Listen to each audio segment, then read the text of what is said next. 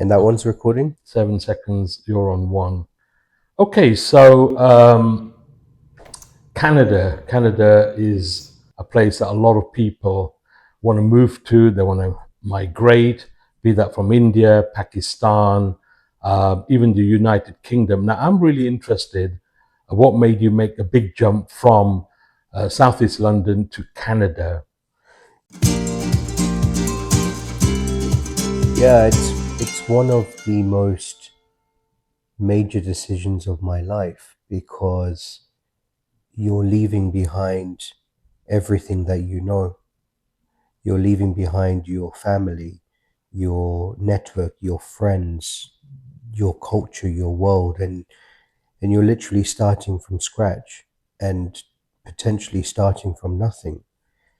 I was doing some charity work in 2006 in September in South London, so in the Tolworth, Kingston, New Malden area. And my wife, Gabrielle, was born and raised in Toronto.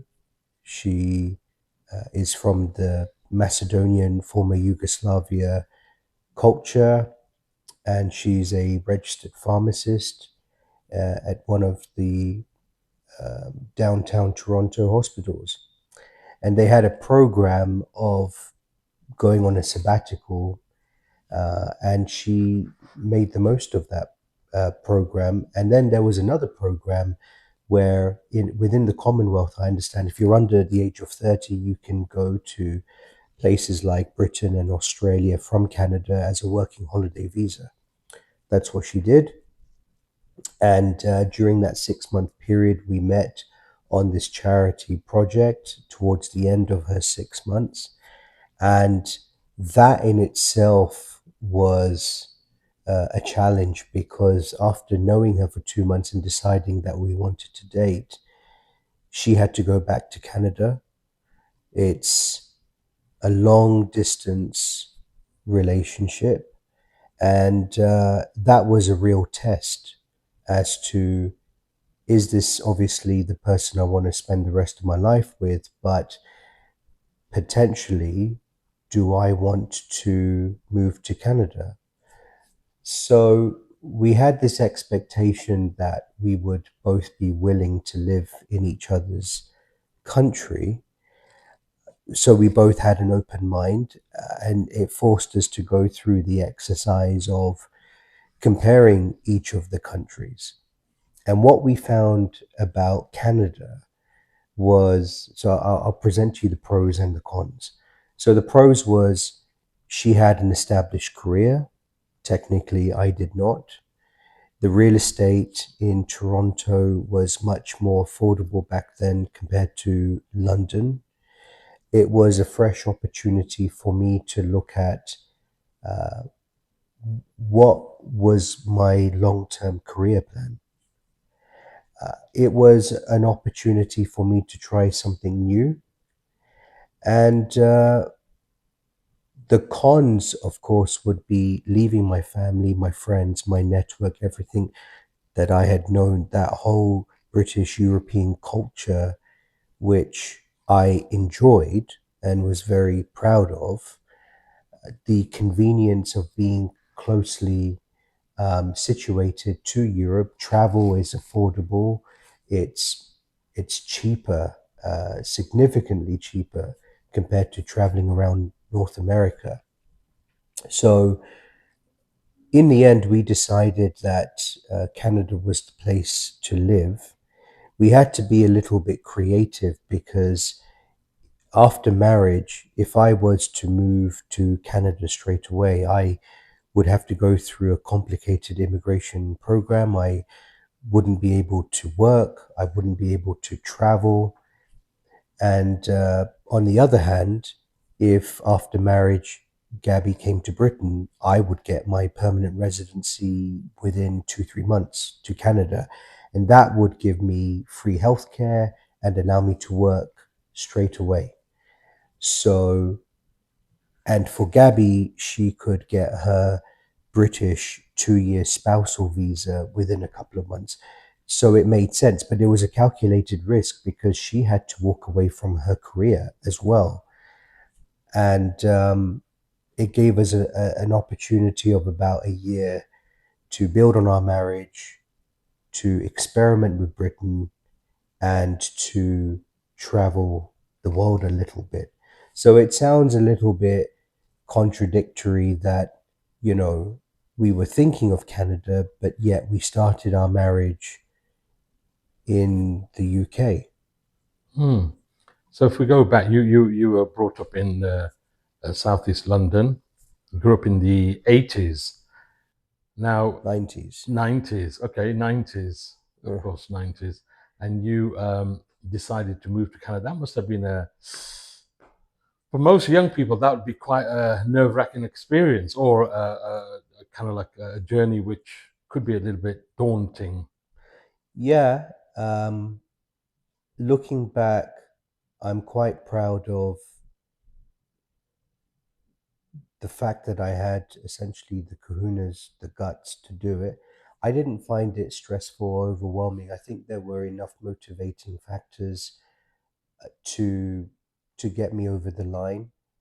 I have often believed that the grass is greener on the other side if you have maximized your current circumstances and you're leaving your current circumstances on a positive note, not a bitter note. And that Canada had new opportunities. I also was young enough that I had not established deep roots in England, and the world is a smaller place. The technology was developing back then with from MSN Messenger to Skype to now, you know, video calling, and the cost between, you know, traveling between Canada and Britain was reasonable. So it was a heavy decision in some ways, but in other ways it was an okay decision. See, a lot of young people during university, for instance, will go backpacking, stay in hostels, go traveling for a bit, take a gap year. I didn't really have that opportunity. Um, but yeah, I don't know. You just get a feel for something and you go for it, I guess. Yeah, I mean, you moved, as you said, um, for the purpose of, well, you got married, you moved to Yeah. Canada. But did you know, what about the weather? I mean, I understand the weather can be quite terrifying. Yeah, well, I think you do what you need to do for love. So all of the other Yeah. factors are secondary. I don't like -5 to -20 conditions. Obviously, the winters here can drag on between 4 to 6 months, surprisingly. And I had a major car accident, Mm. which in itself is its own traumatic story. Uh, What in this was the this UK? was in the UK, Okay. and so when you fracture your ankle, your wrist, your Hmm. pinky, your thoracic spine, you go through post traumatic stress. You know, winter can affect that.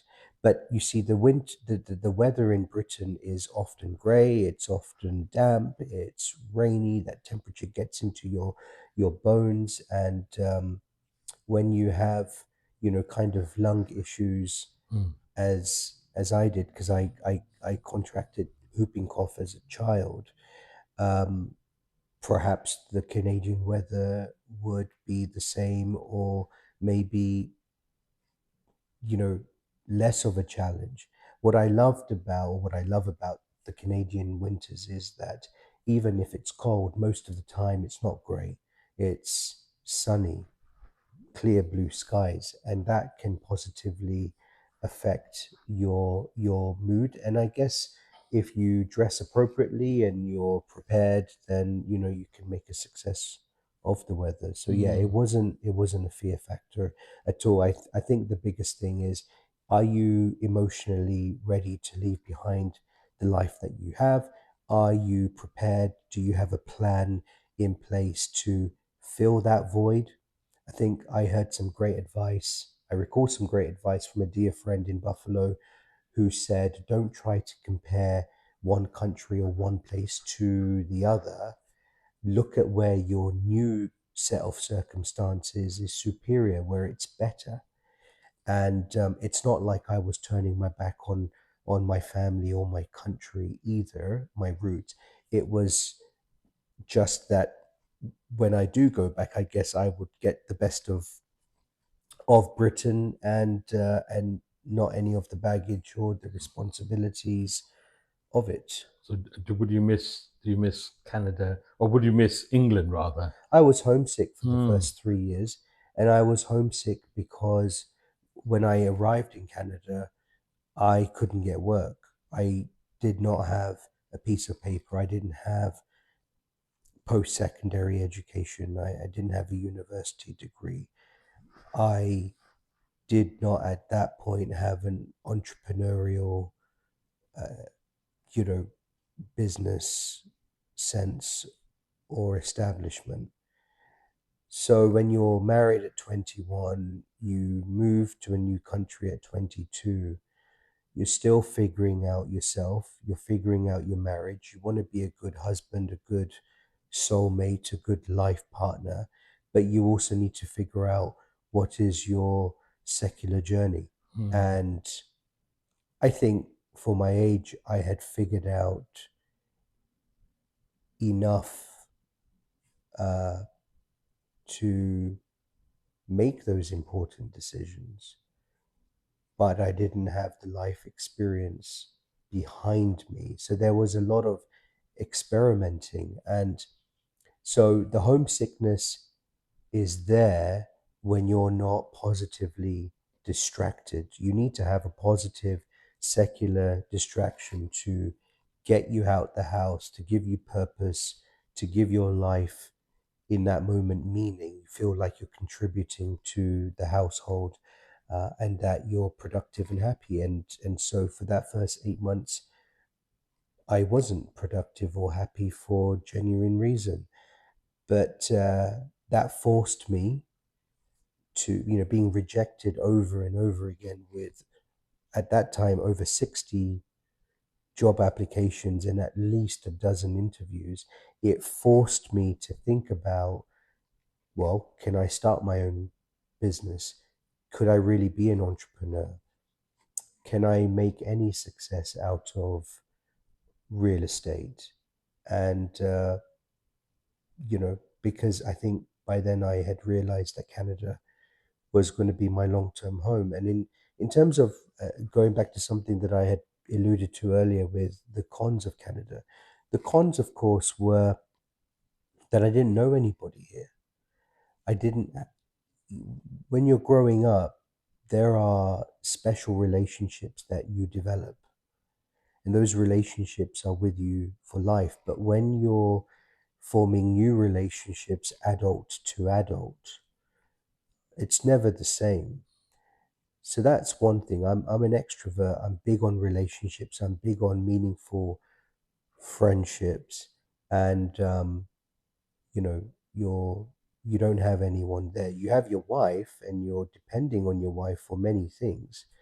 And I didn't really know my in-laws or my wife's side of the family either. So from that perspective, it can get quite lonely. I was a huge cricket fan. I played cricket. I used to play badminton. But when I came over here, because I couldn't ice skate and because I couldn't swim well, um, and because I don't play American football or things like, I found it very difficult to fit in. I didn't have a sense of belonging from a religious, a charity, a secular, a family, personal connection. Canada's a big place. It takes time to get from one Hmm. place to another. Canadians are typically more arm's length. I find a bit more private, a bit more reserved. It's interesting comparing the identity of Canadians. Here are Canadians American? Are they French? Are they British? Um, it's still relatively new country, and they don't have the cultural heritage that perhaps growing up in London you're accustomed to. London has over 1,000 years of history, and again, also being Indian, Mm. uh, I have strong community roots from that perspective.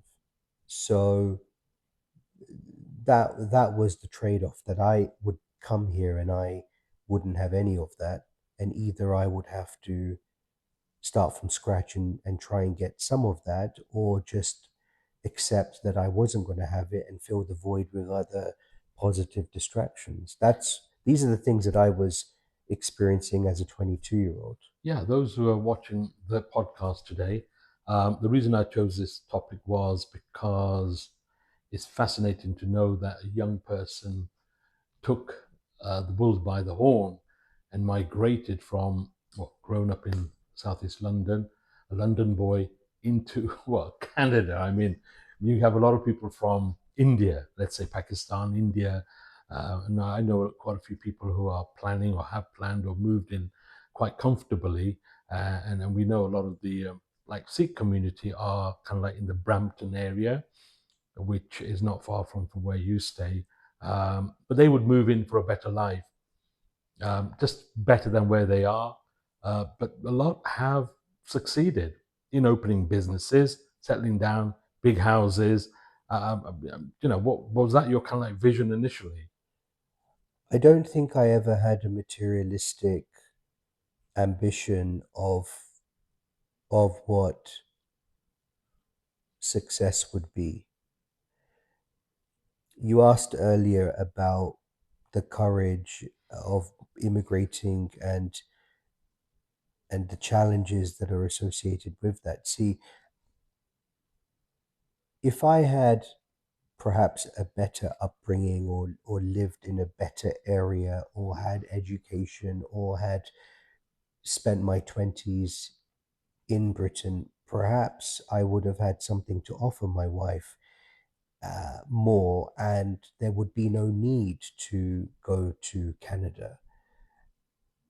I also had the courageous examples of my grandparents, on my paternal and maternal grandparents, because, you know, the Gujarati community, for instance, left India to the New World of, at that time, of the continent of Africa, to East Africa and South Africa for a Hmm. better life, to improve, you know, their life from a more primitive village upbringing.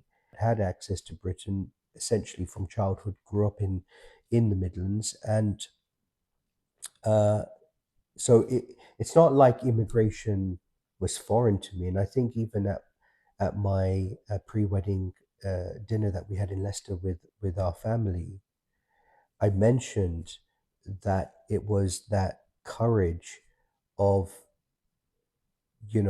my grandparents that was, at a minimum, always going to be an inspiration to me, to not be afraid to make difficult decisions, or to not take a subject and make it difficult. I think sometimes we try to talk ourselves out of an amazing opportunity, rather than think of all the reasons why we should go through that door. So, yeah, so number one, do you have a reason to leave, such as marriage?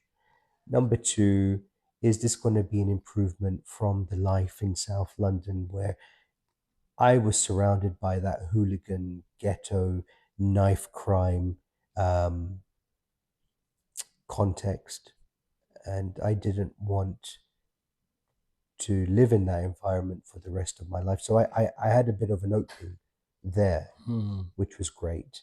And number three, I had the example of my grandparents. And number four, it's not like I had already bought something in England, or had a successful career, or had a successful business, that now it'd be difficult to leave all of that. Yeah, I It mean, so never you took really. the plunge. Yeah. Looking at your record, you've then jumped into finance, and then real estate, and then the travel business. Yeah. Now, those are three big things which we will talk about. But just for now, you've certainly had the reason for this podcast to, allow others your inspiring story, how a young person can move from London, Southeast London, to country like Canada, or be that America even. You could have moved to America or Australia or New Zealand, but we know that many people are kind of like dying to get a visa to migrate to these kind of like places. Some go, stay, some kind of like give up and come back to their roots. But you've stayed on and you've successfully built a travel business, which we're going to talk about in due course, and travel business, real estate, and you were in finance as well. How did you get into a mix of three amazing, you could say, career paths? I think, firstly, on the immigration side, for many years, just as Africa was once considered a place of opportunity, then it was, Western civilization. But now, for instance, with people from India, where there is a stronger emerging middle class, and people are able to actually have a great life in India, they end up moving to Britain or Canada, and they realize, oh, this is tough. I'm working like a dog. Taxes are high. Cost of living is high. I have no family or network here. I have no established roots here. And the healthcare privatized, let's say in India, might be better. So we do see people going back because they're also discouraged that perhaps their credentials and amazing education in India is not recognized in the Western world, which is, I think, a disadvantage to countries like Canada, where immigration is required. Canadians are not having babies, essentially.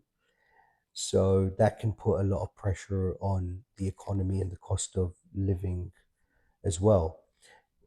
When I decided to leave school, the dream was always to be a lawyer, but it just wasn't going to happen. I didn't have the right set of circumstances to just enjoy studying. And there was a great opportunity in the newspaper. I don't know if you're the one who found that newspaper. Okay, you were And Croydon, yeah. yeah, it was Croydon Council. And the backstory that I found out later on is that some of the executives at Croydon Council were discussing, years ago, we used to bring people in from high school and train them, and they would have a long career in local government, or municipal government, as we describe it here in Canada. And that we wouldn't look at university as a prerequisite, because sometimes, even from a HR perspective, you can be very clinical about talent acquisition. You just become a number. You look at a CV, a resume, and you're just ticking boxes, and it becomes a very perfunctory exercise. So if you don't use university as a prerequisite, can you open up your pool of great talent? And so this was the experiment. So 120 people applied, 8 people were shortlisted for an interview, 2 people would get a position. I was one of them. I go into this interview as a 16-year-old during my summer holidays, suit booted up, not even knowing my GCSE results. And they give me this incredible platform to shine and sell myself. It was the first opportunity I had to sell, who is Emile Solanki? What is my brand? What am I bringing to the table? Um, that really helped me. And when I got the job, it was one of the first successes secularly. I was so taken back, but it instilled my confidence that actually I can do something good in life. And Stephen Carhill was my first ever line manager. And that first day, September 1st, 2003, three. We're at Taberner House, which is where Croydon Council's head office used to be. And we go into the park there, and he gets a piece of paper and he gets me to write down what, why, where, when, how. Now, he was a very educated Scotsman, was all over education, and had a good project management background. And he was a good all rounder. He had those principal skill sets. So he was a great line manager to have right at the beginning of my career. Remember, I'm still growing as a teenager, Mm. let alone working towards being an adult. But he said that this what, why, where, when, how is so important for any subject that you approach, handle, dealing with. And he said, Emile, I don't want you to look at this trainee administrator role as this is it. Don't shortchange yourself. You can be something. What he meant by that was choose. Are you going to be an accountant? Are you going to be a lawyer? Are you going to be a project manager? Are you going to be a director in finance?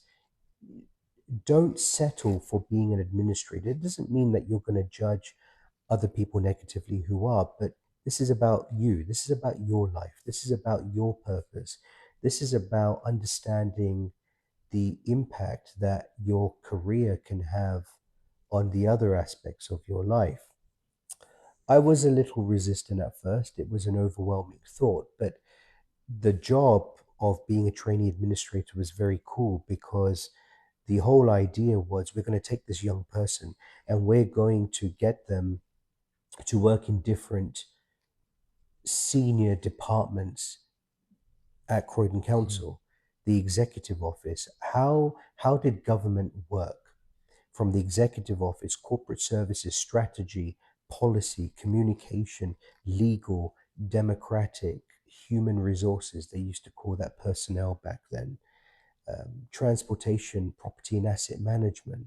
I mean, for a youngster, especially because I grew up in a nursing home, sheltered housing, retirement environment, that alongside my personality being interested and enjoying older adult company and always wanting to be a student of life, never the master, this was like the perfect environment for the next chapter of my life because I was learning from these people in their 40s, 50s, 60s who were educated, who were specialists in these various departments.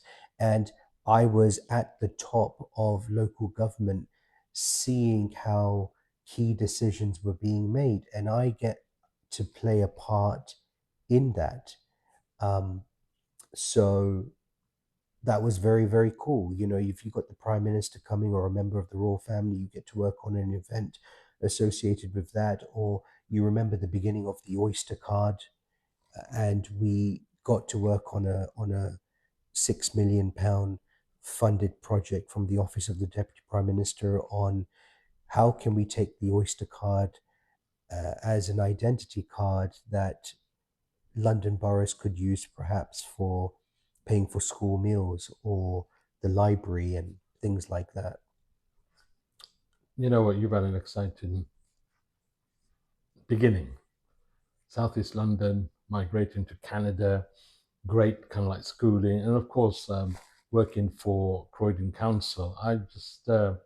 We could talk so much about that, but you talked about your first stage of life, your journey, your working life, and then migrating to Canada. I want to talk more, but at this point, we're going to stop and we're going to do a second chapter in relation to the big move to Canada. We touched on that, and that's really exciting. But for those who are planning to migrate to, let's say, Canada at this stage, what was the pros and cons? We talked about the weather, we talked about the different movements, but really, I mean, moving from England at a young age and then putting your foot into the world of finance. It's a big capital here in Toronto, but then you slid into travel business. That's really exciting. And then, of course, real estate as well. These are big projects, but I want to touch base on that very soon. But for this moment in time. I want to thank you for joining me on Thank you. this Yeah, first this is fun. podcast. This is fun. Yeah. And I'm hoping that those who are watching this YouTube channel are going to be inspired not to hold back, not to fear, not to undermine their kind of like strengths, but to maybe take the plunge, be that Canada, America, New Zealand, anywhere in the world. Yeah, capability, potential. We all have that ability. It's what we do with it. And we can't often depend on others. It comes down to our own drive and motivation, and to be able to manage difficult situations without losing focus on that goal. Or depriving yourself of great opportunities and experiences later in life. So yeah, in our next conversation, it will be good to share and discuss how did many of those developed skills and experiences at local government set me up for exploring new opportunities once I got here, when I realized that I just couldn't get a job in the first 8 months of living in Toronto, and how it's important. The word diversity or diversifying is so important. You need to have a plan A, a plan B, a plan C, and you've got to be flexible and adaptable so that you don't have all of your eggs in one basket. But if one thing doesn't work out, you have generic skill sets to take Hmm. you along a different path.